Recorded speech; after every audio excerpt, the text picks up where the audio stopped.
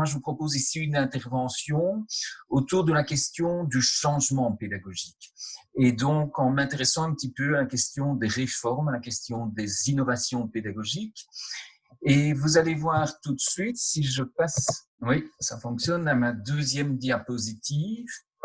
En fait, donc cette question du changement pédagogique, on peut la traiter de multiples manières. On peut la traiter sous l'angle essentiellement des systèmes éducatifs et des politiques. On pourrait aussi la traiter sous l'angle des compétences attendues des enseignants. Alors, le choix que j'ai fait ici, en tenant compte aussi du temps qui est prévu pour cet exposé, est de vraiment donner la priorité à une approche organisationnelle. Et donc, d'accorder la priorité à une approche pour essayer un peu de s'arrêter sur comment est-ce que ça fonctionne un système éducatif, comment est-ce que ça fonctionne un établissement scolaire, notamment sous le double regard de la division et de la coordination du travail. Donc, ce sera vraiment ça l'approche prioritaire. En toute honnêteté, moi, j'ai beaucoup travaillé aussi sur l'angle de la gouvernance et sous l'angle de la sociologie des professions. Je vais un petit peu mobiliser ces éléments-là à certains moments de l'exposé, mais l'approche majeure est une approche organisationnelle. Alors, dans le deuxième point, j'essaierai de voir un petit peu, à partir de cette approche organisationnelle, qu'est-ce qu'on peut en retenir pour penser le changement dans les systèmes éducatifs, notamment avec une ambition de développer des réformes qui soient des succès pédagogiques. Et je terminerai, parce que personnellement, je pense que c'est là la variable clé, sans doute au-delà de même de certaines dimensions organisationnelles et politiques, en m'arrêtant sur la question du travail enseignant et des compétences des enseignants. Voilà, comme ça vous avez un petit peu le plan et le canevas de cette présentation. Alors, avant de rentrer strictement dans le point 1, un tout petit peu de vocabulaire, très très simple, c'est vraiment très simple, ça évite des malentendus.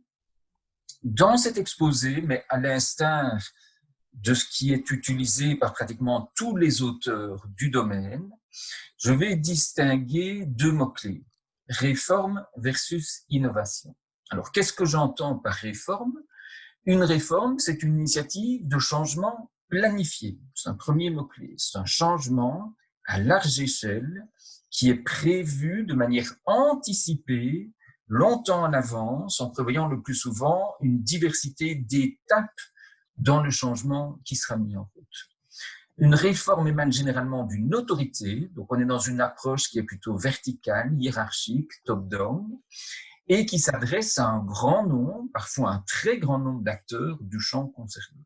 Mais typiquement, une réforme est une émanation qui, dans beaucoup de pays, vient du ministère de l'Éducation et qui s'adresse à tous les acteurs du système éducatif, ou du moins à tous les acteurs du primaire, du secondaire, du supérieur, ou quelque chose comme ça. Tandis que une innovation, j'entends par là un processus de transformation qui conduit effectivement à du changement, tant la réforme que l'innovation touchent à du changement.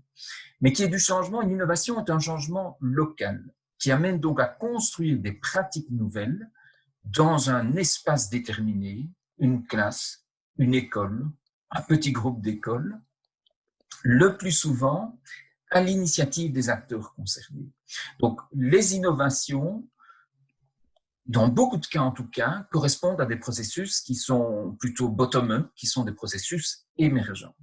Okay, donc, c'est important que ce vocabulaire soit clair pour débuter cette présentation.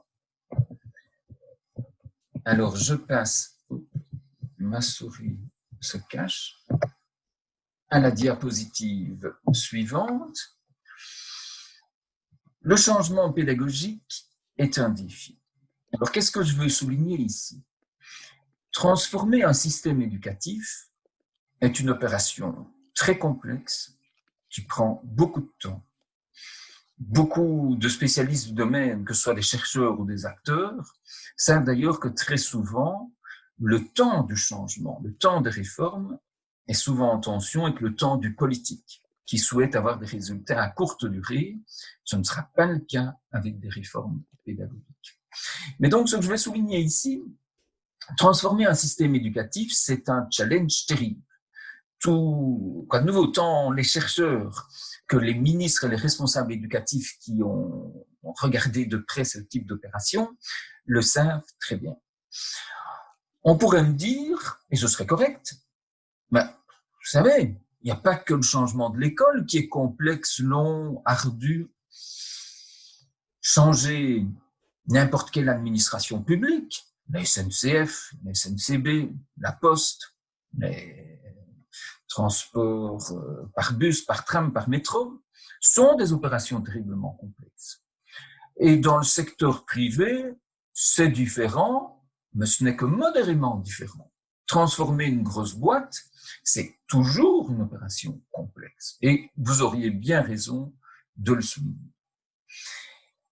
Une partie de mon exposé va toutefois attirer votre attention que les choses se corsent à mes yeux particulièrement si on s'intéresse non seulement au changement d'un système éducatif, mais en particulier au changement pédagogique. Et on a de bonnes raisons de penser au regard d'évaluation de réformes antérieures que si une réforme a pour objectif central ou a pour condition centrale d'aller toucher au travail pédagogique des enseignants, d'aller toucher à ce qui se fait au sein des classes, c'est encore beaucoup plus complexe que toute autre transformation d'un système éducatif. Vous savez, il y a des réformes.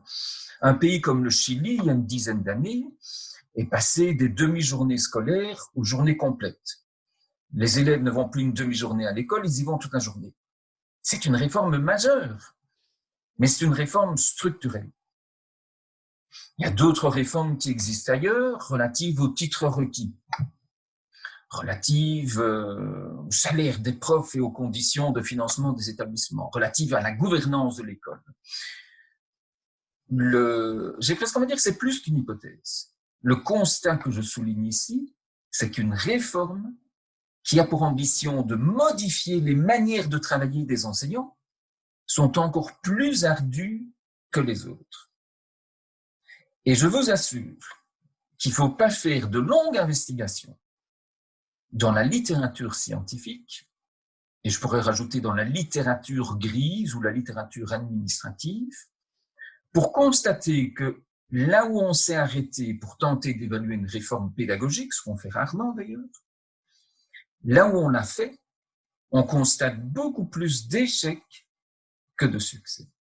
Et donc une partie de mon exposé, notamment l'approche organisationnelle que je vais mobiliser, tente de répondre à la question pourquoi. Pourquoi est-ce si difficile de développer à l'échelle d'un système ou d'une grosse partie d'un système une réforme pédagogique affectant le travail au sein des classes.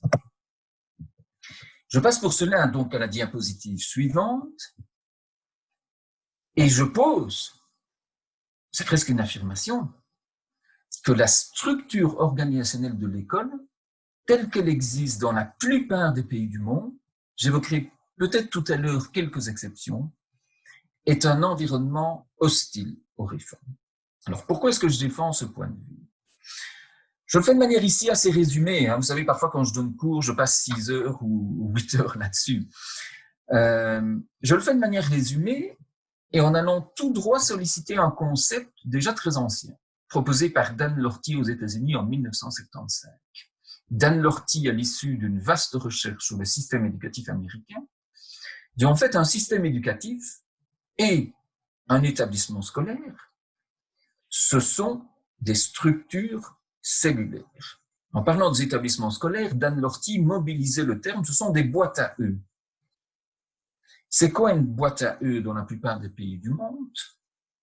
En fait, ce sont des petits compartiments qui l'assimilent à des cellules, qui n'ont pratiquement pas de connexion avec le compartiment voisin, malgré le fait qu'ils sont formellement semblables et que la mission de chacun de ces compartiments, c'est d'accueillir et de protéger un œuf. Alors, si on s'arrête un petit peu là-dessus, ça veut dire quoi? Mais premier constat, et à mes yeux, il est lourd de conséquences sur le travail enseignant et sur le fonctionnement des systèmes éducatifs, Les établissements scolaires, alors de nouveau, dans la plupart des pays du monde, ce sont des juxtapositions de classes. Et après un certain nombre de classes, vous allez trouver l'un ou l'autre espace collectif qu'en français, on qualifie généralement de salle des professeurs. À côté de ça, il y a l'un ou l'autre locaux spécialisés, comme celui qui va accueillir le cours de gymnastique, et c'est à peu près tout. Ça veut dire quoi? Ça veut dire qu'on enferme chaque prof dans une classe, avec le groupe d'élèves qu'on lui confie, le programme pensé par le ministère qui dit ce qu'on attend de cet enseignant avec ce groupe d'élèves sur une période déterminée, et chaque enseignant dans sa classe n'expose pas son travail et ne sait pas très bien ce qui se passe dans les locaux voisins. Et plein de recherches sur l'école, aux États-Unis, au Canada, en France, en Belgique, aux Pays-Bas et dans beaucoup d'autres pays, tendent à montrer à quel point on est dès lors dans un environnement organisationnel très particulier où le travail de chaque enseignant est privatisé. Ses pratiques professionnelles, la manière dont il fait la classe, dont il fait apprendre aux élèves, est soustrait au regard de ses pairs, les autres enseignants, et de sa hiérarchie, notamment de sa hiérarchie locale. Dans beaucoup de systèmes éducatifs, je crois que c'est le cas, en tout cas en France et en Belgique, c'est à ce point vrai qu'il est souvent, j'ai envie de dire symboliquement, culturellement, malvenu pour un chef d'établissement de rentrer dans la classe et d'aller observer le travail de ses collègues. On va le faire avec un jeune enseignant pour qui on doit remettre une évaluation. On le fera extrêmement peu avec quelqu'un qui a 10-15 ans de métier et ce sera perçu comme quelque chose de malvenu et potentiellement de problématique. Donc, première caractéristique de ces systèmes éducatifs, notamment sous l'angle organisationnel, isolement des travailleurs, retenez bien ce terme, privatisation des pratiques pédagogiques. Ça a énormément de conséquences et à mon avis, c'est un des déficits, c'est un des problèmes majeurs quand il s'agit de penser la dynamisation des systèmes pédagogiques. Ça a notamment encore une conséquence, vous savez, dans plein de métiers, pensez aux policiers, aux infirmières, aux ouvriers, n'importe quoi, beaucoup de ces travailleurs, vous leur demandez comment est-ce que vous apprenez à faire votre métier? Ils disent un petit peu à l'école, beaucoup en observant nos collègues. Comment est-ce que nos collègues travaillent? Dans le système éducatif, à la suite de ce que je viens d'évoquer, un enseignant ne voit pas comment ses collègues travaillent. Ça a beaucoup de conséquences sur son apprentissage et sur la dynamique professionnelle dans les écoles. Deuxième caractéristique que je relève ici, qu'est-ce qu'on fait dans une école? Qu'est-ce qui affecte? Qui décide de ce qu'on fait dans une école? C'est très peu la hiérarchie locale, qu'on appelle proviseur, préfet, chef d'établissement ou ce que ce soit. Ce qu'on fait dans un établissement scolaire est indexé à des décisions prises en dehors de l'établissement. Et j'en souligne en particulier deux ici. L'élaboration des programmes de cours ou de ce qu'on appelle, par exemple aujourd'hui en Belgique, des référentiels de compétences est décidé au cœur du système éducatif pour toutes les écoles. Alors c'est tout à fait légitime, mais c'est sans doute très bien. Là-dessus, ça me semble assez incontestable. Mais c'est une conséquence organisationnelle, c'est que la hiérarchie locale, le chef d'établissement, a peu de poids sur la définition de ce qu'on attend des enseignants. Est-ce que les enseignants sont compétents pour enseigner les mathématiques au niveau du collège, au niveau du secondaire, dans le pays considéré? On ne demande pas au chef d'établissement de l'évaluer. On demande à une autorité, parfois locale en Belgique, à des échelles plus larges dans beaucoup de pays, je crois que ce sont les académies en France, de s'assurer que l'enseignant qu'on va affecter à une école a bien les titres requis. Et le chef d'établissement ne va pas aller vérifier si la personne est compétente. Si l'enseignant est affecté et s'il a le titre requis, c'est qu'il a suivi la formation garantissant qu'il peut assumer le programme qu'on lui confie avec un certain type d'élèves d'un certain âge qui vont se retrouver dans sa classe. Donc, qu'est-ce que je suis en train de raconter là. Vous avez des profs qui travaillent dans une classe, tout seuls, sans voir ce qui se passe à côté. La tradition est de fermer les portes de la classe. Et si on met des fenêtres dans les locaux, ce qui est le plus souvent le cas, dans beaucoup de pays du monde, et beaucoup de chercheurs vont dire, et surtout dans les pays latins, si on se réfère notamment à l'Europe, les pays du sud de l'Europe, c'est parfois différent dans le nord, les fenêtres vont être disposées de manière à ce que de l'extérieur, on voie le moins possible ce qui se passe dans la classe. Et en plus, l'autorité locale, le chef d'établissement, mais il ne pèse pas beaucoup sur qui va être recruté. Il ne pèse pas sur la définition du travail à réaliser et de comment le réaliser. Ce qui, au final, donne à ce chef d'établissement, on a pas mal travaillé là-dessus avec des groupes de chefs d'établissement, une position un peu atypique et assez inconfortable. Surtout qu'on a parfois été fait de comparaison du pouvoir d'un chef d'établissement dans le cadre scolaire avec des directeurs dans d'autres types de secteurs d'activité. L'hypothèse ou le diagnostic que moi je pose, c'est de dire que le chef d'établissement scolaire est souvent doté de peu de ressources pour assumer la mission qu'il doit jouer. Ce qui pose d'ailleurs des problèmes par rapport à des nouveaux modes de gouvernance inspirés de la nouvelle gestion publique qui vont de plus en plus responsabiliser et mettre la pression sur le chef d'établissement, qui n'a pas nécessairement beaucoup de ressources, il en a, je dis il n'en a pas beaucoup, pour agir sur la qualité du travail au sein des classes. Parce que c'est bien ce qui se fait au sein des classes qui aura un effet sur l'éducation, l'apprentissage, l'instruction des élèves. Alors, cette structure cellulaire, elle n'est pas seulement dans la tête des gens, elle n'est pas seulement dans le fonctionnement des profs, la définition des espaces de travail, allez voir les architectures scolaires dans la plupart des pays du monde, c'est vraiment ce que je raconte là. La boîte à eux, elle est aussi dans les bâtiments scolaires. Et d'ailleurs, les pays qui ont voulu dépasser la structure cellulaire, ils ont commencé par construire des architectures différentes. Le temps de travail des enseignants, la Belgique, il paraît que c'est un des derniers pays du monde, définit le temps de travail des enseignants presque uniquement sur le temps de prestation dans la classe, dans la cellule, dans le compartiment destiné à accueillir l'œuf. Ça a beaucoup d'impact sur les dynamiques potentiellement collaboratives au sein des établissements. Et de nouveau, il y a des pays qui ont un tout petit peu modifié ça, il n'y en a pas beaucoup qui l'ont modifié largement. Les pays scandinaves l'ont modifié largement, l'Australie l'a modifié largement. Dans ces pays que je viens de citer, un prof, il est à temps plein dans son école. Il arrive tous les jours vers 8h30, il quitte l'école vers 17h. Et tout comme d'autres travailleurs, il est censé faire presque l'entièreté de son travail à l'école, c'est-à-dire son travail de préparation de leçons, de correction, se fait dans l'établissement entre 8h30 et 17h. Mais ce n'est pas le cas, en tout cas, ni en Belgique ni en France, et sans doute, on pourra en parler tout à l'heure, dans d'autres pays, des personnes qui sont là aujourd'hui. Je poursuis. Mais vous percevez, j'espère, je pense, une partie de mon raisonnement.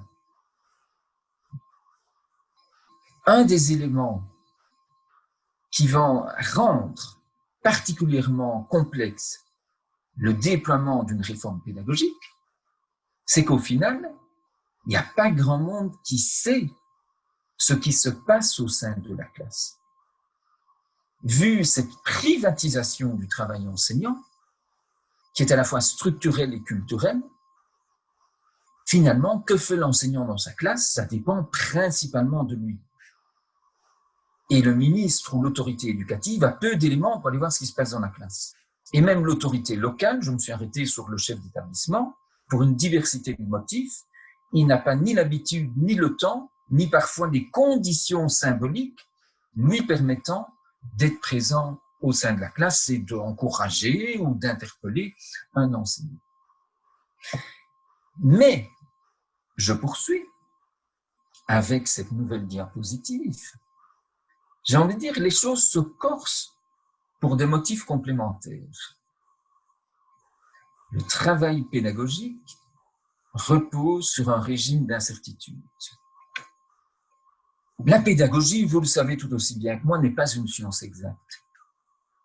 Alors évidemment, quand une autorité éducative développe une réforme pédagogique dans le but de lutter contre le redoublement, de promouvoir la pédagogie différenciée, de promouvoir des classes verticales dans certains cas avec des enfants d'âges différents réunis au sein de la même classe, ou dans le but, plus modestement, de promouvoir une autre conception de la didactique des sciences ou de l'apprentissage des langues étrangères, en allant dire aux petits Belges ou aux petits Français, parce qu'on est quand même très mauvais dans ce domaine-là. Vous savez, on pourrait apprendre les langues étrangères en se centrant beaucoup plus sur la communication au sein de la classe, ça aurait des effets meilleurs que ce qu'on produit aujourd'hui. Quel est le problème qui va se poser? La pédagogie n'est pas une science exacte. On peut faire des suggestions en pédagogie. On sait parfois ce qui ne marche pas.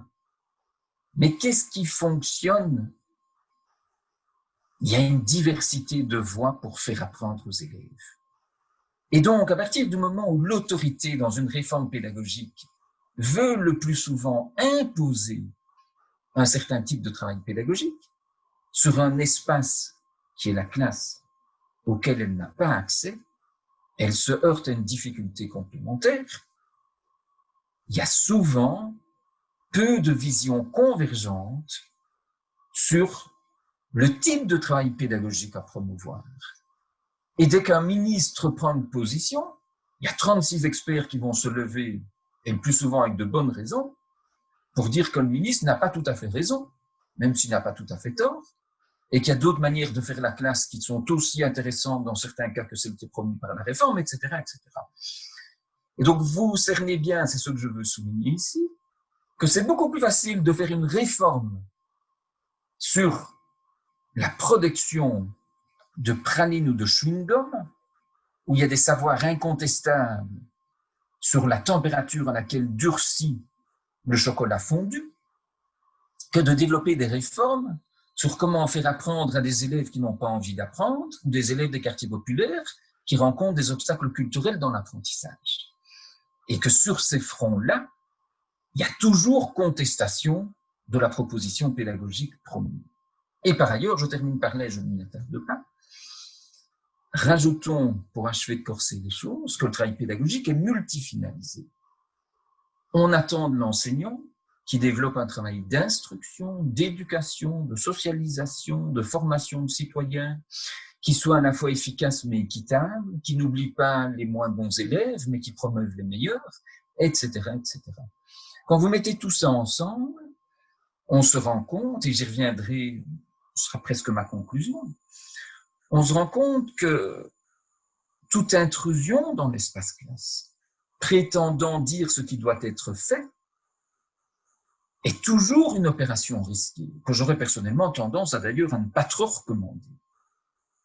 Et pour tous les motifs évoqués là, et qu'il est sans doute préférable, j'y reviendrai à la fin de ma présentation, de s'assurer qu'on a des enseignants particulièrement compétents au sein de la classe, qui, au sein de cet espace privatisé ou semi-privatisé, peuvent conjuguer avec le régime d'incertitude et avec la diversité des missions et des mandats qui leur sont confiés. Mais donc, à ce stade de mon raisonnement, je suis en train de vous dire, la recherche a montré que beaucoup de réformes pédagogiques sont des échecs, et finalement, c'est pas étonnant. Le ministre, il peut danser sur sa tête, à l'exception peut-être de régimes particulièrement autoritaires. Il n'a pas vraiment de prise sur ce qui se passe au sein de la classe, et en plus, dans la classe, si on est honnête, on ne sait pas toujours très bien comment est-ce qu'il faudrait faire. Et il y a souvent une diversité de manières de s'y prendre pour soutenir l'apprentissage et l'éducation des élèves. Alors, je poursuis un petit peu de nouveau avec des résultats de recherche qui font sens et qui sont, à mon avis, intelligibles. Dans le type de contexte que je viens de vous décrire, et qui est presque commun à tous les systèmes éducatifs depuis plusieurs décennies, en fait, c'est assez aisé, soit d'ignorer les réformes, soit de manière plus subtile et plus fréquente, de faire semblant de changer. C'est extraordinaire. Les Américains ont fait des recherches là-dessus dans les années 80-90 qui sont extraordinaires. Et vous parlez de ça avec n'importe quel prof ou chef d'établissement, il dit tout de suite qu'il s'y reconnaît. Et ceux qui m'écoutent aujourd'hui, vous allez probablement, bien que vous venez d'un horizon de pays que je ne connais pas bien, vous y reconnaître aussi.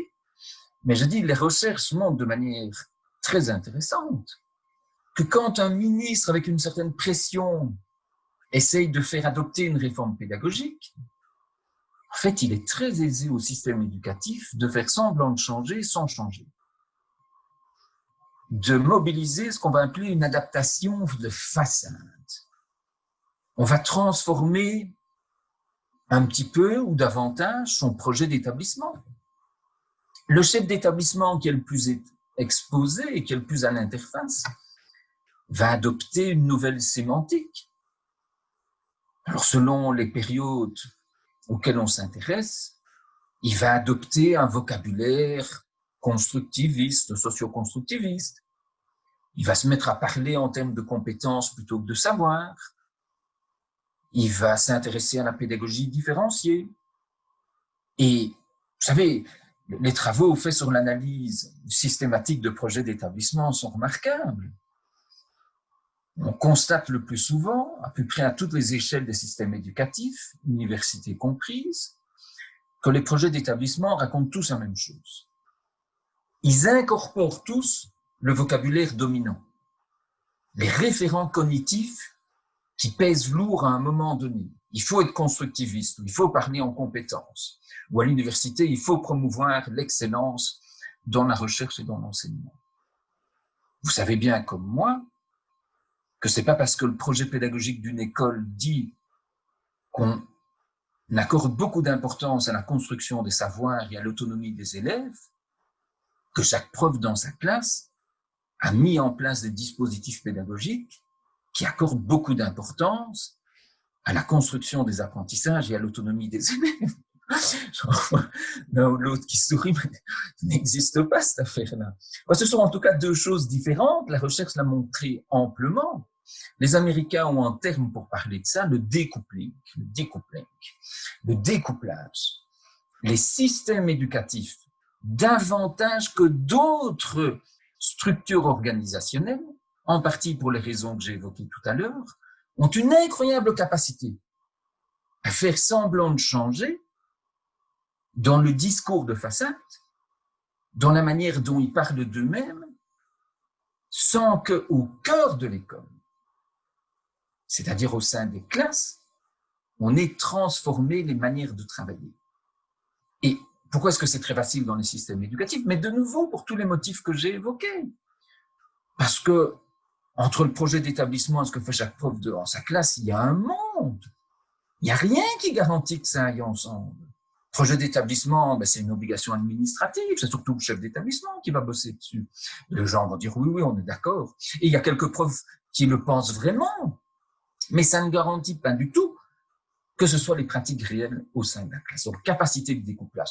Je vous assure que, je parlais des pralines ou des chewing-gums il n'y a pas longtemps, quand dans une usine Nestlé au Côte d'Or ou chez Ferrero, où on fabrique les œufs Kinder, on décide qu'on modifie les modalités de production et qu'on modifie les températures ou la composition du chocolat, il y a 99% de chances qu'on modifie réellement les processus de production.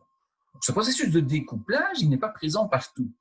Et la recherche a montré à quel point il était présent dans les systèmes éducatifs. Alors, à ce stade de mon raisonnement, en fait, je peux tirer une première conclusion. Moi, je l'aime bien. Je ne sais pas si vous l'aimerez bien. Je trouve qu'elle aide à réfléchir. Et elle est simple. C'est pas si mal. La structure organisationnelle que je viens de vous décrire, elle est à la fois, je ne l'ai pas réécrit là, elle est à la fois hostile aux réformes, pour tous les motifs que j'ai évoqués, elle a une capacité de faire semblant de changer sans changer, elle rend les réformes extrêmement difficiles parce qu'elles doivent pénétrer dans les cellules de la boîte à eux, mais par contre, elle a un grand avantage, cette structure organisationnelle. Elle est propice aux innovations pédagogiques. Elle est propice aux projets locaux de petite ou moyenne ampleur portés par un enseignant ou de petits groupes d'enseignants. Vous savez, moi, je forme souvent des enseignants en formation initiale ou continuée. J'en ai, Jean-Marie, tu le sais bien, dans nos auditoires à la FOPA. Et je leur dis souvent, en partie pour les déstabiliser, les questionner, ou pour nous amuser un petit peu, je dis, vous vous plaignez parfois que vous manquez d'autonomie. et qu'il y a plus de contraintes aujourd'hui qu'avant. Oui, c'est possible. En Belgique, c'est un peu vrai. Mais je dis, arrêtez, soyez un petit peu sérieux. Allez voir d'autres travailleurs, allez dans les usines, allez à la SNCB, qui est l'équivalent belge de la SNCF, allez dans la police, allez voir les infirmières dans les hôpitaux. Vous avez comme enseignant beaucoup plus d'autonomie que tous les travailleurs que je viens de citer. Vous avez une capacité d'innovation locale dans votre métier qui est beaucoup plus grande que dans d'autres métiers. Vu justement la structure cellulaire que j'ai évoquée, dont un des atouts pour l'enseignant. Alors, c'est, je pense, globalement plutôt un atout pour le système éducatif. Parfois, ça peut devenir délicat dans le cadre d'un souci d'une offre suffisamment semblable dans chacun des compartiments de ma boîte à eux, mais globalement pour l'enseignant et pour les chefs d'établissement et pour les écoles, la capacité de créer de l'innovation pédagogique locale est incontestable dans les systèmes éducatifs. Donc, je disais mon petit résumé, un tel environnement structurel, il est simultanément hostile aux réformes, il rend les réformes très complexes, mais il est propice aux innovations locales. Avec ça, je conclus ce qui était la partie la plus longue, cette brève synthèse sur les dynamiques organisationnelles dans les systèmes éducatifs. Et j'en viens au deuxième point, implication pour penser le changement. Premièrement, dans ce type d'environnement, une réforme réussie, à mes yeux, est sans doute une réforme qui suscite des innovations locales. Ça veut dire quoi cette chose? Je vois un clin d'œil à Jean-Marie, qu'on a pas mal discuté, que j'ai pu pas mal discuter avec Joël Milquet quand elle était ministre en charge de l'enseignement et qu'elle lançait en Belgique francophone une vaste réforme qui est toujours en cours, qui s'intitule Pacte pour un enseignement d'excellence. Et on a essayé de lui faire comprendre, parfois pour un ministre, c'est pas simple, de dire, écoutez, plutôt que de penser qu'une réforme pilotée par son autorité, qui a évidemment la légitimité politique pour penser ou piloter une réforme, serait une définition trop précise de ce qu'on attend à chacune des étapes par les acteurs concernés, une réforme successful, une réforme positive, c'est une réforme qui va induire un grand nombre d'innovations locales, quitte à accepter que la hiérarchie, le ministre, l'autorité, l'administration perd peut-être un tout petit peu le contrôle sur la réforme. Une bonne réforme, ce n'est pas nécessairement dire jusqu'au dernier carat ce que devront faire les profs et les chefs d'établissement. C'est proposer une vision, proposer des objectifs, proposer des balises, mais accepter que la traduction puisse être différente d'un lieu à l'autre. Et donc, dans ce sens-là, une réforme réussie, c'est une réforme qui suscite des innovations locales en acceptant que ces innovations locales seront peut-être différentes ou partiellement différentes d'un lieu à l'autre. Ça, c'est un élément. Deuxième élément qui est, ça franchement, si on ne l'a pas compris, c'est un problème. Et moi, quand je m'amuse parfois, hein, en Belgique ou même parfois ailleurs, avec des autorités, parfois avec des ministres en charge de l'enseignement, à insister là-dessus. En fin de compte, vous pouvez danser sur votre tête, que ça vous plaise ou pas, n'a pas beaucoup d'importance. Toute la connaissance qu'on a pu accumuler sur les systèmes éducatifs montre, alors de nouveau on pourrait dire peut-être à l'exception de certains pays extrêmement, de régimes autoritaires, mais dans d'autres contextes, on ne réforme pas contre les enseignants. Ça, on pourrait dire pour une diversité de motifs, mais un des motifs, il est tout simplement fonctionnaliste. Si vous réformez contre les enseignants, ça ne marchera pas. De toute façon, dans leurs cellules, ils feront ce qu'ils pensent être bon. Et donc, si vous ne les avez pas convaincus que ce que vous voulez promouvoir est quelque chose qui en vaut la peine, vous allez vous planter.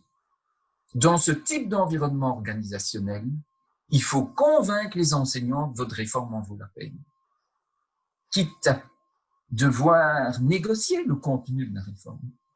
Moi, j'y crois vraiment. C'est parfois un problème, me disent certains, parce que l'autorité peut-être politique a le droit d'avoir raison contre les profs, évidemment. D'un point de vue politique, démocratique, c'est légitime. Mais avoir raison démocratiquement contre les profs ne suffit pas pour que la raison se transforme en réforme au sein des écoles et des classes. Antoine Prost, avec un regard complètement différent de historien de l'éducation, s'intéressant à la France, arrive à peu près aux mêmes conclusions. Et donc, moi, j'insiste toujours quand on parle de réforme en disant, écoutez, il faut convaincre les enseignants de l'intérêt de la réforme.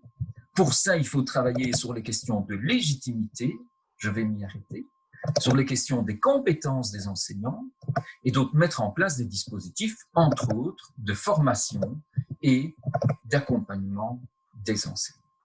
Je vais tout petit peu développer certains de ces points. Mais donc, vous comprenez bien, ce qui pour moi est un élément nouveau très simple, mais extrêmement important.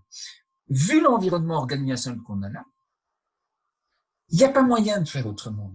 S'il n'y a pas une masse critique de profs qui ont envie d'aller dans le sens de la réforme, en fait, ils vont faire semblant de changer dans le meilleur des cas, s'ils ont un tout petit peu peur de vous, ou des raisons de se méfier de vous, mais ils ne feront que semblant de changer. Si vous voulez qu'ils changent vraiment au sein de leur cellule, à laquelle vous n'avez pas accès, vous devez les convaincre que ça vaut la peine de changer. La légitimité. Je vais être bref là-dessus, alors qu'il y a beaucoup de travaux, notamment aux États-Unis, sur cette question de légitimité. La légitimité, c'est bien davantage que la légalité. En quelque sorte, la légalité, c'est la légitimité légale. C'est-à-dire, c'est une légitimité fondée sur la loi. Mais la légitimité fondée sur la loi, c'est-à-dire sur le recours à la règle, je l'ai déjà dit, n'est certainement pas suffisante pour convaincre les enseignants de changer leurs pratiques dans le type d'environnement que j'ai évoqué. Les auteurs néo-institutionnalistes parmi d'autres vont beaucoup insister sur la légitimité cognitive et la légitimité normative, parfois aussi sur la légitimité pragmatique. Ça veut dire quoi? La légitimité cognitive de quelque chose, on peut le prendre dans différents sens. Par exemple, d'une pratique pédagogique, supposons qu'on se réfère au constructivisme ou à la pédagogie différenciée, c'est le fait que les personnes à qui on s'adresse soient à ce point convaincues de ce que vous êtes en train de leur proposer, par exemple la pédagogie différenciée, que dans leur représentation cognitive de qu'est-ce que c'est faire la classe, comment est-ce que je vais préparer mes leçons, comment est-ce que je vais analyser mes leçons, cette manière de penser fasse pleinement partie de leur représentation de leur tâche. Donc la puissance de ce qu'on propose est suffisamment forte pour que l'enseignant l'ait incorporé dans ses manières de voir les choses, et notamment de voir son propre travail. Beaucoup d'auteurs vont vous dire c'est plutôt l'aboutissement d'un processus de changement que le point de départ d'un processus de changement. Toute petite parenthèse à cet égard-là, mon collègue Hugues Dralans, qui est un professeur de sociologie de l'éducation à Louvain, par exemple, a beaucoup travaillé sur les réformes, en Belgique, en France, au Portugal, elles ont été nombreuses, qui ont toujours pour objectif de diminuer le recours au redoublement. Alors, ces réformes ont souvent été des échecs. En France, je vois que les chiffres indiquent que ça va mieux depuis quelques années. Ce serait peut-être intéressant d'aller regarder pourquoi. Mais ça a souvent été des échecs. En Belgique, c'est un échec quasi total. Ça fait 20 ans qu'on dit qu'il faut moins faire doubler. Ça fait 20 ans que les profs font presque autant doubler qu'auparavant. Alors, Hugues Dralans analyse en disant, le problème, c'est que le ministre s'est appuyé sur la légitimité légale. Il y a des textes de loi qui invitent les enseignants à moins faire doubler, qui les empêchent parfois de faire doubler à certains paliers du système éducatif. Mais les autorités n'ont pas compris que la légitimité cognitive du redoublement est énorme chez les enseignants, chez les parents, chez les élèves. Je veux dire par là que leur manière de comprendre ce qu'est l'école mobilise automatiquement le recours au redoublement. Et la représentation présente chez beaucoup d'acteurs, la réussite scolaire, ça se mérite. Et si on ne la mérite pas, on recommence son année scolaire. Le passage automatique, c'est idiot. Et ça, c'est une représentation, je ne dis pas que je la partage évidemment, mais c'est une représentation cognitive qui est extrêmement présente. Certains spécialistes des réformes vont vous dire, vous voulez faire accepter une réforme, la critique de redoublement, d'autres pratiques pédagogiques à la place, vous devez vous attaquer à cette question cognitive. Et Ultralands, par exemple, va souligner, mais c'est important dès lors de s'intéresser aussi à la légitimité pragmatique. Si vous voulez qu'une nouvelle pratique pédagogique soit acceptée par les enseignants, la légitimité légale, c'est tout à fait insuffisant. Il faut essayer de gagner en légitimité cognitive, et pour ça, il sait aussi, sur un plan pragmatique, faciliter la mise en œuvre et l'adoption de cette nouvelle pratique. Donc, il faut notamment aller voir à quoi sert le redoublement et qu'est-ce qu'on peut proposer qui pourrait remplacer ce à quoi sert le redoublement. Faire de la pédagogie différenciée, c'est plus compliqué que faire la même chose au même moment avec tous les élèves dans sa classe. Comment est-ce qu'on peut aider les enseignants à adopter des pratiques de pédagogie différenciée, etc. Donc, vous voyez, cette question de légitimité n'est pas négligeable. Oh, excusez-moi. J'y reviens. Ce que j'étais.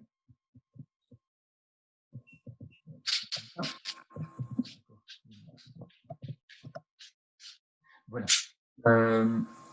Oui, vous le voyez toujours, hein, je pense.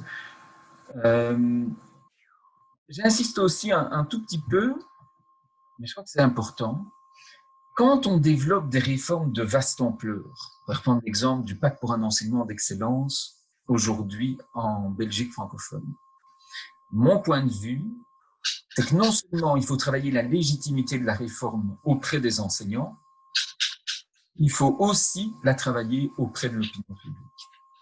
Je pense qu'il y a aussi quelque chose qui se joue là. C'est particulièrement notoire dans un pays comme la Belgique, où les familles choisissent leur école. Parce que les familles qui choisissent leur école, ça veut dire aussi que les familles peuvent choisir de quitter l'école. Et si les familles commencent à faire pression sur le chef d'établissement, en disant « tu fais plus doubler les élèves, c'est de la connerie quand même cette affaire. » Mais tu sais, l'école d'en face, eux, on fait toujours doubler les élèves et quand même, hein, ils garantissent le niveau. Je vais aller voir dans l'école d'à côté. Vous rendez tout de suite compte que le manque de légitimité et de compréhension d'une réforme par l'opinion publique va rendre difficile son application, parce que les parents ont du pouvoir sur les établissements. Donc, élément important à travailler également. Alors, deuxième élément que je voulais souligner ici, je l'avais évoqué tout à l'heure, dans ce type d'environnement, gagner l'adhésion des enseignants est fondamental. Je souligne ici, on pourrait souligner d'autres choses, deux variables en particulier. Un, la légitimité. Deux, la motivation et les compétences. Je vais faire une brève analogie. Depuis 20 ans, on parle énormément, il y a beaucoup de recherches sur la motivation des élèves. Le modèle théorique dominant est celui en anglais qu'on va appeler de l'expectancy value. Et c'est un modèle théorique extrêmement stable d'ailleurs, autour de la motivation, qui laisse entendre que l'engagement motivationnel, l'engagement d'un élève dans des tâches nouvelles, notamment dans l'apprentissage, va dépendre de divers paramètres, mais entre autres de sa perception, de sa capacité à réussir les tâches nouvelles. Et sa capacité à réussir les tâches nouvelles, c'est un équilibre entre sa représentation de la complexité de la tâche et sa propre perception de ses compétences à lui. Et tous les chercheurs sur la motivation, dont on l'a largement diffusé à propos des élèves, vont dire un élève qui a l'impression qu'il est incapable de réussir va tout faire pour ne pas s'engager dans la tâche. Et il va discréditer, m'intéresse pas envie de devenir comme vous, n'importe quoi. Il va tout faire pour discréditer l'objet d'engagement et d'apprentissage, notamment pour un motif, il ne se sent pas capable de le réussir. De là, toute une série de recommandations données aux enseignants en disant souligner le positif chez les élèves, c'est tout aussi important que de souligner parfois la distance avec l'objectif à atteindre. Mais moi, je vous dis exactement la même chose pour les profs. Si on dit aux profs, arrêtez de faire doubler, ça n'a pas beaucoup de sens. Mettez en place d'autres dispositifs d'accompagnement des élèves en difficulté d'apprentissage et acceptez de faire la classe à des groupes classes plus hétérogènes parce qu'on a moins recours au redoublement, ce qu'on a d'ailleurs dans les pays scandinaves et dans beaucoup d'autres pays. C'est clair que ça complique le travail des enseignants. Et surtout les enseignants qui ont été habitués à avoir toujours des élèves à peu près semblables, à qui ils venaient enseigner leur morceau de savoir. Si vous voulez, c'est la même chose. Si vous voulez que l'enseignant puisse rentrer dans le dispositif nouveau, aidez-les à se sentir compétents pour s'engager dans la réforme qu'il leur est proposée. Je pense que, notamment en Belgique, quelque chose qui a parfois été oublié, les premiers décrets qui ont lieu pour lutter contre le redoublement, qui sont déjà anciens, en fait, les autorités ont pensé qu'il suffisait de dire les pédagogues ont montré que le redoublement ne sert pas à grand-chose. La recherche est là pour nous dire que le redoublement, c'est pas très bon. Et en plus, ça coûte cher. Chers profs, cessez de faire doubler vos élèves et ayez plutôt une politique de soutien à la réussite. Mais on n'a pas pris en compte les conséquences qui, à mon avis, sont énormes sur le travail enseignant. C'est beaucoup plus difficile de faire la classe dans des modèles et des cadres pédagogiques où on recourt peu ou presque pas au redoublement. Et donc, importance pour aider les enseignants à être compétents, de la formation initiale des enseignants, bien entendu, de la formation continue. Formation continue, qu'est-ce qu'on sait là-dessus? Je vais un tout petit peu y revenir aussi dans la prochaine dia, qui sera déjà la dernière, je vous rassure, sur la question de déprivatisation des pratiques. On sait aujourd'hui, j'ai envie de dire, qu'en formation continue des enseignants, en fait, c'est un peu la même chose que tout à l'heure avec les projets d'établissement. Soit on reste sur des généralités, sur du discours, sur des pédagogues invités, des didacticiens invités, qui vont vous apprendre à parler différemment et engranger un nouveau vocabulaire, et qui vont peut-être vous donner quelques exemples de pratiques souhaitables, et ça sert presque à rien. On sait aujourd'hui qu'au niveau de la formation continue et du développement professionnel des enseignants, si on veut être efficace, et je pense par exemple en France que l'UGRIA a mis en place toute une série de choses qui vont dans ce sens-là, il faut travailler sur la déprivatisation des pratiques. Il faut mettre les enseignants dans des dispositifs de travail avec un expert, avec des collègues, qui les obligent à mettre au cœur de la table ce que l'organisation a privatisé. C'est-à-dire comment on fait la classe, comment on fait qu'un élève en difficulté, comment on fait avec des élèves qui n'ont pas envie d'apprendre.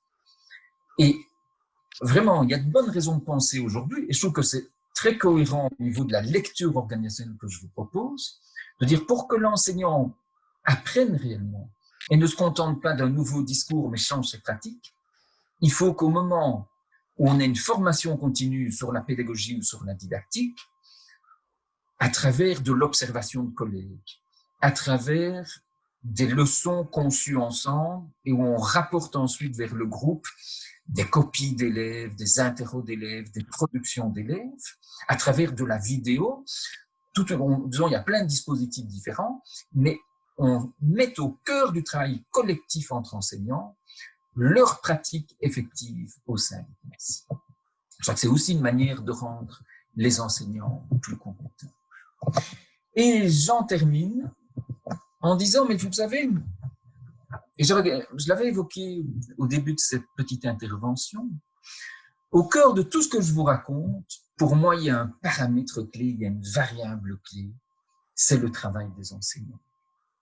Et je dirais, c'est une variable clé, non seulement, non, ça c'est pas nouveau, si on plaide pour des approches de la qualité pédagogique plutôt émergentes, reposant sur des innovations locales, mais je viens de vous raconter que des réformes qui se veulent trop prescriptives et trop top-down, elles conduisent le plus souvent à des échecs, et qu'une réforme intelligente, c'est une réforme qui va susciter des innovations locales et qui va tenir compte des représentations et des compétences des enseignants. Et donc, au final, quelle que soit la manière de prendre le problème, j'ai l'impression que finalement, la question du changement pédagogique, que la variable au cœur de ce changement, c'est que fait l'enseignant dans sa cellule, et c'est bien ce travail enseignant qui sera la variable clé si on veut s'assurer de la qualité du travail dans un établissement ou dans un système éducatif. Alors, quels sont les leviers qui existent? La formation initiale, bien entendu.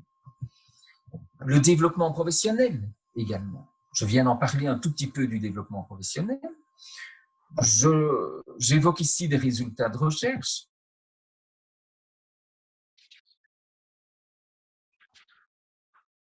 Pourtant, un développement professionnel qui met en place des dispositifs collaboratifs.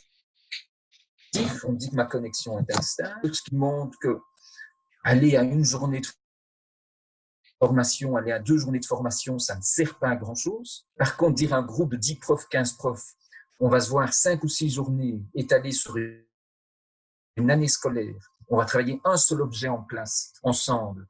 On va concevoir des choses, vous allez le faire avec vos élèves, on va observer les collègues, on va se filmer entre nous. Là, on commence à toucher à la transformation. Et je conclurai cette présentation en disant, en mettant l'accent sur le travail enseignant, je suis bien conscient, c'est des choses que je vais laisser en partie ouvertes, que j'ouvre à des nouvelles tensions, qui sont des tensions pas complètement résolues. Première tension que je souligne ici, expérience versus expertise. Qu'est-ce que je veux dire par là? Implicitement, en quelque sorte, dans ce que je viens de vous dire ici, j'accorde beaucoup d'importance au travail des enseignants, à ce qu'ils font dans la classe, à la capacité à faire évoluer chez chacun, mais aussi avec d'autres et avec des collègues, leur pratique. Dans une large mesure, j'accorde donc de l'importance à l'expérience des enseignants. Et je pense qu'il doit en être ainsi. Mais je pense simultanément que si on ne s'appuie que sur l'expérience, fût-ce une expérience d'un groupe et reposant sur l'échange entre des enseignants, on risque de tourner en rond. Et si vous voulez booster un groupe d'enseignants pour des innovations locales, pour des inventions de nouvelles pratiques, pour des recherches-actions et de la conception d'outils pédagogiques, ça vaut la peine, à certains moments en tout cas, de leur associer à un expert.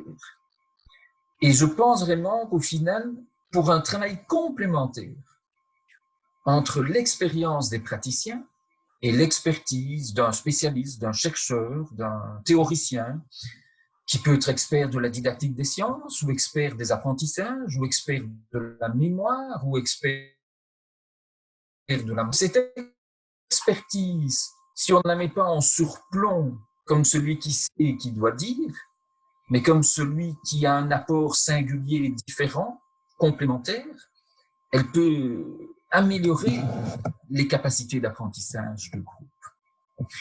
Et je termine enfin avec une autre tension sur laquelle on pourrait s'arrêter beaucoup plus longuement, mais ce ne sera pas le cas cet après-midi. C'est une tension, elle est massive aux États-Unis, même si elle s'exprime un tout petit peu différemment. En disant, mais finalement, si on affirme que le cœur de tout cela, c'est ce qui se passe dans la classe, et c'est le travail et les pratiques des enseignants dans la classe, en fait, on peut presque identifier aux États-Unis, je vous dis, c'est là que c'est le plus clair, en caricaturant, je dirais, 2 camps en présence. Un camp, ce sont ceux qui plaident pour un recours massif à l'éducation fondée sur des preuves, evidence-based, et ceux qui sont convaincus que la recherche pédagogique de type expérimental, à large échelle, peut démontrer la supériorité de certaines pratiques pédagogiques et didactiques sur d'autres. Et qu'une fois que cette supériorité est démontrée, on peut, en quelque sorte, presque imposer aux enseignants le recours à des programmes didactiques ayant fait leurs preuves. Et donc, vous êtes là dans un certain type de posture qui dit la recherche expérimentale doit montrer quelles sont les meilleures pratiques et ensuite les enseignants, et sans doute en particulier aux États-Unis, c'est comme ça qu'ils raisonnent, dans les écoles en écart de performance ou sous-performantes, il faut leur imposer ces pratiques-là dont on sait qu'elles sont bonnes. Et il y a un certain nombre d'autres chercheurs. Alors ici, j'ai préféré mobiliser un sociologue français qui travaille non pas sur l'enseignement, mais en sociologie de profession, qui va dire, vous savez, il y a une série de métiers. Champy a beaucoup travaillé sur les architectes, mais il se réfère aussi aux médecins, et c'est pas au cœur de son raisonnement, mais ils sont bien là aux enseignants, qui sont des professions à pratique prudentielle. Alors, c'est quoi une profession à pratique prudentielle? C'est une profession où on traite des problèmes qui sont à la fois complexes, mais singuliers. Ça veut dire qu'il n'y a pas de situation complètement standardisée. Une situation de classe n'est jamais absolument identique à l'autre. À un moment donné, je dois composer avec mes élèves à moi, avec celui-là dont les parents viennent de se séparer, avec celui-ci à qui j'ai mis un 2 sur 10 hier à une interrogation et aujourd'hui je sais que je dois le soutenir. À ce qui s'est passé lors de cours d'avant ou avec un autre prof, il y a eu des gros problèmes, etc., etc. Problèmes singuliers, complexes, jamais complètement standardisés. À ces professions qui travaillent sur une base d'incertitude. Peut-être qu'il y a des pratiques pédagogiques plus efficaces que d'autres, mais allez regarder ce qu'on appelle la taille de l'effet quand on dit qu'un programme didactique est supérieur à un autre. Les différences souvent modestes. Et puis de nouveau, ça ne marche pas à tous les coups. Et donc, dira Champy, il y a une incertitude sur le type de travail relatif aux problèmes rencontrés. Ce sont des professions, dira Champy, et là ça correspond sans doute un peu moins aux enseignants, où on va souvent trouver des pratiques de délibération, d'échange, d'analyse sur les cas traités. C'est ce qu'on aimerait bien quand on parle de développement professionnel et de travail collaboratif, mais ce n'est pas toujours tellement présent dans l'enseignement. Et ce sont des professions où il y a des savoirs et des savoir-faire qui ne sont pas complètement formalisables. On attend du professionnel un travail conjoncturel, un travail de délibération, un travail d'analyse. Et au final, qu'est-ce que je veux dire par là? Quand je parle de tension avec l'evidence-based education, je pense personnellement que de la recherche, parfois expérimentale, sur des pratiques pédagogiques et didactiques efficaces, c'est intéressant. J'ai moi-même parfois participé. Et ça peut produire la mise en évidence que certaines pratiques pédagogiques fonctionnent bien. Mais au final, ce qui compte surtout, c'est que l'enseignant qui est susceptible de l'utiliser ait compris pourquoi ce dispositif fonctionne ou ne fonctionne pas, ait compris quels sont les principes structurants derrière ce dispositif, soit capable de développer une pratique prudentielle et d'adapter cette proposition didactique et les principes qui vont avec à un environnement singulier, à des cas particuliers. Et c'est bien en ça que je dis qu'il y a une tension entre ceux qui pensent que la solution viendrait de l'extérieur des établissements et ceux qui plaident parfois un peu trop en disant c'est à chaque enseignant à sa faire. Voilà. Avec ça, je termine cette présentation sur le changement pédagogique et ses ressources et sa complexité. Et donc, on peut maintenant avoir un temps d'échange et de débat avec vous. Merci beaucoup pour ces apports extrêmement riches, extrêmement éclairants pour notre projet Ange. Et voilà, effectivement, alors sans trop abuser de votre temps, parce que je vous remercie vraiment du temps que vous prenez pour cette conférence et les échanges qui vont suivre. Et donc, voilà, peut-être une ou deux questions pour M. Dupriez. Est-ce que quelqu'un veut prendre la parole? Oui, bah, je veux bien me lancer. Oui, Vincent, là, ce que tu sembles dire finalement, c'est que le levier majeur de transformation d'un système, c'est essentiellement finalement tout ce qui pourrait toucher à la formation sous toutes ses formes. Hein. Tu parles beaucoup de développement professionnel, mais le développement professionnel échappe en partie à l'institution. Il lui reste l'offre de formation initiale ou l'offre de formation continue. Donc il y a cet aspect-là. Et est-ce que en plus de ce levier-là, la formation et la construction, la reconstruction d'identité professionnelle, de l'encadrement, n'est pas un autre levier? Parce qu'on sent bien finalement que si la cellule essentielle de transformation se situe au niveau local, l'encadrement joue un rôle important pour proposer un cadre favorable aux innovations que tu évoquais tout à l'heure, pour que ces innovations, de façon un peu plus systémique, puissent entraîner une transformation d'un système. Donc, comment tu vois le rôle particulier de l'encadrement dans cette affaire?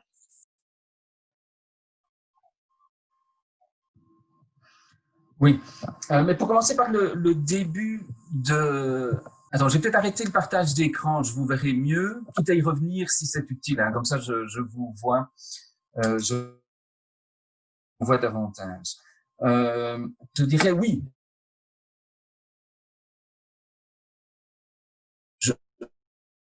Je pense vraiment qu'une communicative, ce sont les pratiques professionnelles, en particulier au sein de la classe. Il me semble que ça me semble assez incontestable.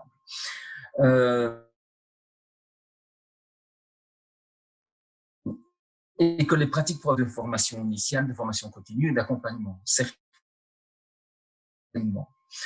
Ça ne veut pas dire que tout le reste ne compte pas. Ça veut dire que tout le reste, la manière de gouverner un système éducatif, à mon avis, doit être fait au regard de ce que je viens d'évoquer. Et en tant que dispositifs, soit locaux, soit globaux dans un système éducatif, essentiellement au service d'un soutien à l'apprentissage des enseignants. Et que cet apprentissage des enseignants, on sait bien qu'à certains moments, il passera mieux si c'est un apprentissage dans des dispositifs collaboratifs que dans des dispositifs strictement individuels. De là l'intérêt de penser la formation continue, le développement professionnel dans des espaces collaboratifs. Mais bien que ça n'exclut pas qu'à d'autres moments, il y a aussi parfois des choses individuelles. Hein. Mais beaucoup d'enseignants vont quand même très souvent vous dire, moi j'apprends avec mes pairs. Beaucoup plus avec mes pairs que d'un expert. J'apprends dans l'échange avec des collègues. Mais l'important, c'est que l'échange, tu garantisses que ce soit un échange de qualité, approfondi, rigoureux. Donc, d'où l'intérêt d'un pilote de l'échange, du lien avec l'expertise, etc. Alors, moi, je dirais les questions d'encadrement que tu évoques, j'ai l'impression que la réponse va dépendre beaucoup du système éducatif. Il y a des pays où l'encadrement local est important, où le chef d'établissement, on considère que c'est surtout un leader pédagogique local. Quand j'évoquais tantôt la Suède ou la Finlande, je reparlais de l'Australie aussi, sont des pays où moi j'ai connu le système et les écoles. Mais je veux dire, à partir de ces pays-là, qui ont des dispositifs quand même assez cohérents, encore plus dans les pays scandinaves, notamment sur ce que j'évoque ici. Mais à partir du moment où tu décrètes être enseignant, c'est être sur son lieu de travail, comme tous les autres travailleurs, 38 ou 35 heures par semaine. Je te jure que tu as changé énormément de choses. Tu dois à ce moment-là penser des espaces de travail pour les profs. Ce que tu vas retrouver en Suède, en Finlande, en Australie également. Tu as beaucoup plus facilement des moments où tu peux organiser du développement professionnel, où tu peux organiser Moi, je me souviens, par exemple, un exemple que j'ai parfois donné, mais je vais le redonner ici. J'étais en année sabbatique en Australie il y a quelques années. Je vais visiter une école publique à la périphérie de Melbourne. Une école classique, hein, pas du tout élitiste ni extraordinaire, une école assez classique. C'est niveau collège en France, hein, donc secondaire inférieur. Et le sous-directeur, je crois, me fait visiter tout l'établissement. Et un des moments, quand il y avait plusieurs choses intéressantes, une chose intéressante qui me fait visiter, c'est les bureaux des profs. Systématiquement espace collectif. On rentre dans un grand bureau qui fait au moins 40 mètres carrés et il me dit ici c'est le bureau des profs de sciences et de technologie. Tout leur matériel pédagogique, il est là et il est collectif. Et ces gens sont là, chaque fois qu'ils ont des heures de fourche, ils sont dans cet espace collectif, entre eux. avec du matériel didactique, des ressources qui ne sont pas privées, comme en France ou en Belgique. Chaque prof a son petit matériel que souvent il amène à l'école. Elles sont collectives. Et un peu plus loin, il y a un espace collectif pour les profs de maths, un peu plus pour les profs de langue et des choses comme ça. À un moment, on est en salle des profs et ils montrent les questions, les tableaux comme on a dans tous les pays du monde, avec des petites fiches, des horaires et des choses pareilles. Et je vois un truc, à l'horaire de tous les profs, il y a 2 fois 2 heures chaque semaine de travail collectif. Alors, je lui dis, c'est quoi ça? Alors il me dit, ben ça c'est plutôt, c'est les 2 heures qui sont plutôt recherche. Et tandis que les 2 autres heures, c'est plutôt conseil de classe. Mais les profs sont là 38 heures semaine dans l'école. Les profs ont une formation universitaire qui n'exclut pas la pédagogie de la formation universitaire, parce qu'en France, il y a parfois des rigolos aussi. Hein. On veut une formation très avancée, mais peu centrée sur la formation, ou à mon avis, pas assez centrée sur la formation professionnelle. Hein. Ce qui est très différent de nouveau, on va trouver en Finlande, en Suède ou dans d'autres pays. En Belgique, on a d'autres terres, on ne fait pas beaucoup mieux. Mais donc, une formation professionnelle qui a touché la pédagogie et la recherche en pédagogie depuis la formation initiale, ça permet aux enseignants après de jouer dans des dispositifs de recherche-développement et de recherche-action.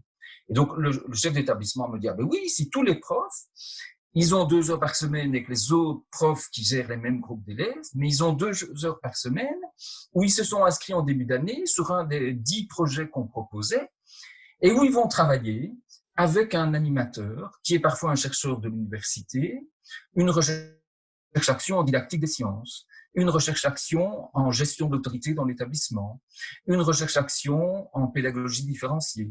Et toutes les semaines de l'année, 2 heures par semaine, ils bossent là-dessus. Alors tu vois, à un moment donné, est-ce qu'il faut appeler ça du développement? C'est pas de la formation continue, c'est du travail. Mais c'est du travail qui permet le développement professionnel. Oui, bien sûr. Tu vois, et donc, c'est ça que je disais finalement, l'encadrement, soit d'un système éducatif à l'autre, parfois c'est local, parfois c'est à l'échelle de l'académie, parfois c'est ailleurs. Mais ce qui me semble essentiel, c'est que ces dispositifs qui poussent les gens à réfléchir avec de l'expertise et de l'expérience, et en déprivatisant les pratiques, parce qu'on est sur du concret. Je pense que c'est vraiment des dispositifs qui permettent le développement et l'apprentissage. Voilà. Et en fait, il y a aussi, puis j'en arrête là, il y a un point que tu évoquais au début de ton intervention qui me paraît fondamental, c'est celui de l'alignement, de l'exemplarité. À partir du moment où dans les discours, dans les intentions affichées, on annonce un certain nombre de principes, il y a une vision qui se décline en principes, il faut que la manière dont on se comporte au sein de l'organisation reflète ces principes-là. Et on voit bien comment en France, on a des écarts assez importants entre tous les discours, tous les écrits, depuis une quinzaine d'années, une vingtaine d'années. Donc tu vois que le système donne l'impression de changer, alors qu'en réalité, si on prend plusieurs exemples concrets, on voit bien que dans les établissements, rien ou presque n'a changé sur ce terrain-là. Mais parce que aussi, la façon de considérer les acteurs n'est absolument pas le reflet des propos qui sont tenus par ailleurs. Il y a une incohérence au sein du système qui crée de la défiance et de la suspicion, de fait, et qui empêche finalement l'adhésion que tu évoquais tout à l'heure, qui est absolument indispensable.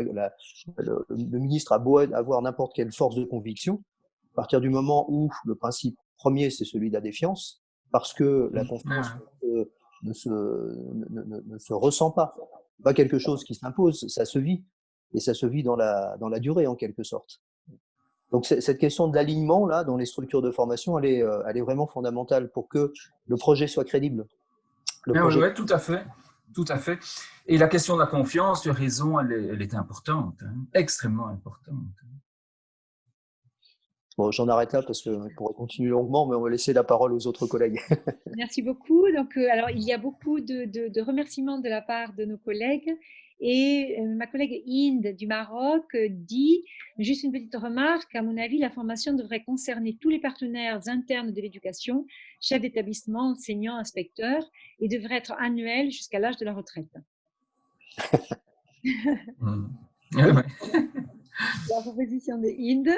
Est-ce qu'il Oui, y a mais une autre question ou c'est bien? c'est un petit peu le sens de ce que Vincent présentait d'Australie, c'est-à-dire que les gens ont, là, les 2 heures que tu évoquais tout à l'heure de travail, d'inscription sur une recherche-action, les gens n'avaient pas le choix. Enfin, c'était dans leurs emplois du temps. Donc, ils ne pouvaient pas faire autrement. Alors, Ils sont il y a contents de les avoir. Oui, en plus. une intervention de Jean-Marie, Jean-Marie de Quétel. Oui, d'abord merci à Vincent. C'est quand même très curieux.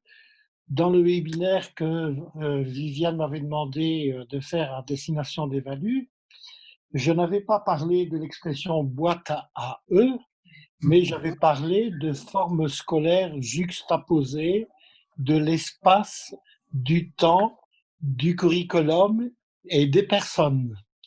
Et je pense que cette image de boîte à eux me semble vraiment extrêmement intéressante. Oui, tout Et à fait. surtout, tu l'as très bien illustré.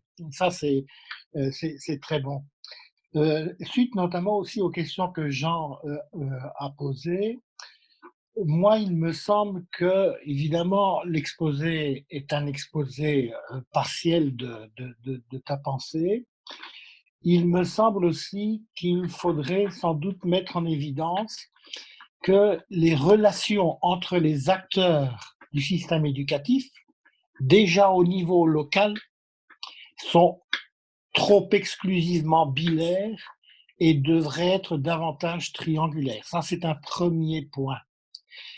Un deuxième point qui me paraît aussi extrêmement important et que j'ai découvert notamment à travers le colloque international sur réformer l'éducation, c'est la place importante en amont, c'est des élèves, des jeunes eux-mêmes, qui constituent une force considérable pour l'innovation et pour la transformation que trop peu d'acteurs, trop peu d'enseignants utilisent vraiment.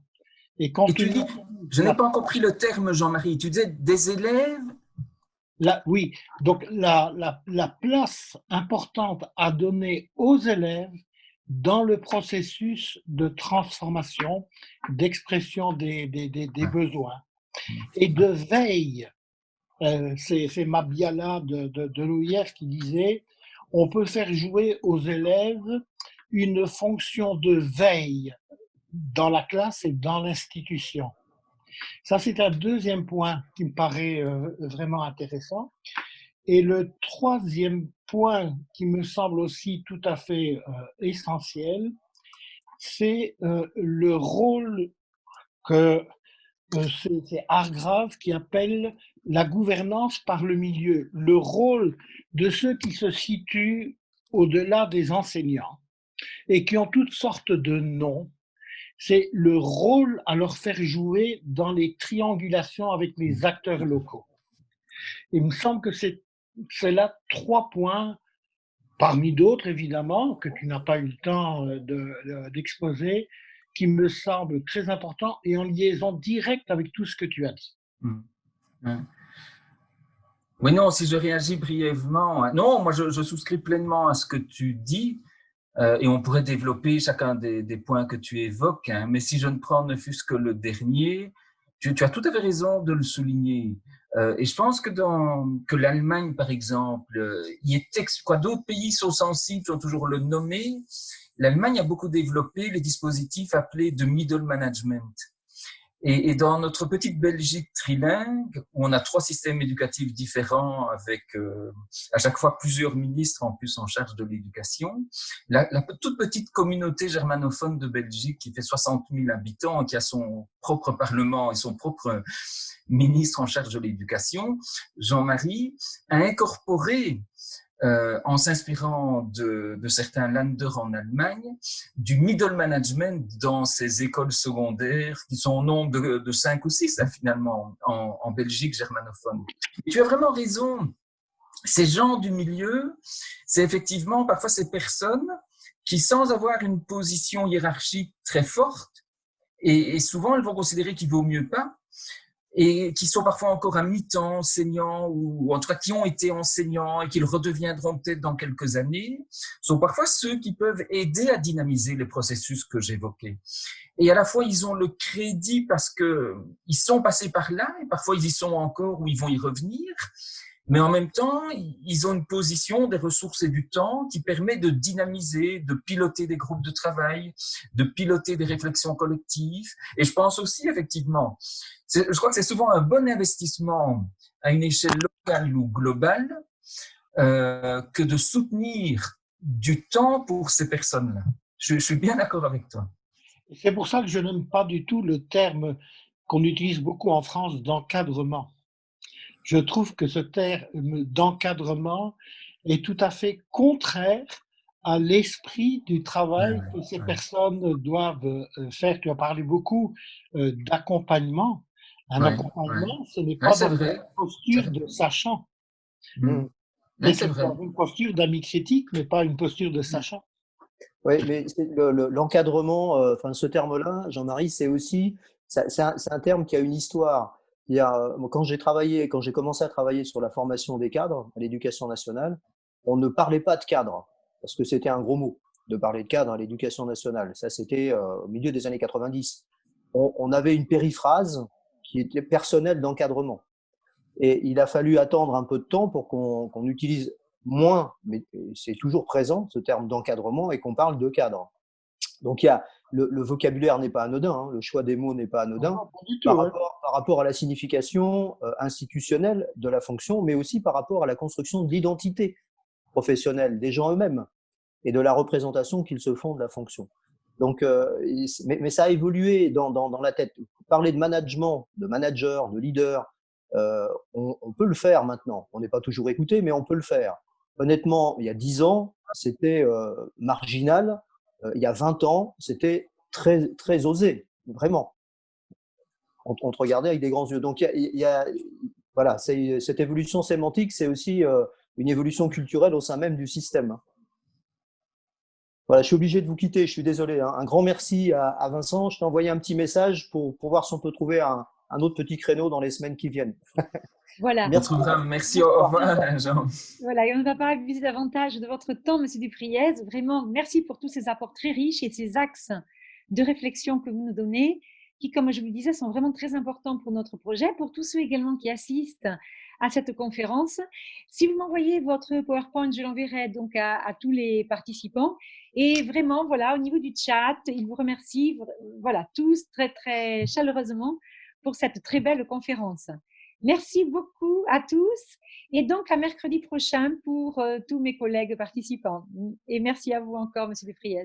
Voilà, merci beaucoup également et bonne fin de journée à tout le monde. Merci Vincent. Au revoir. Merci. Au revoir.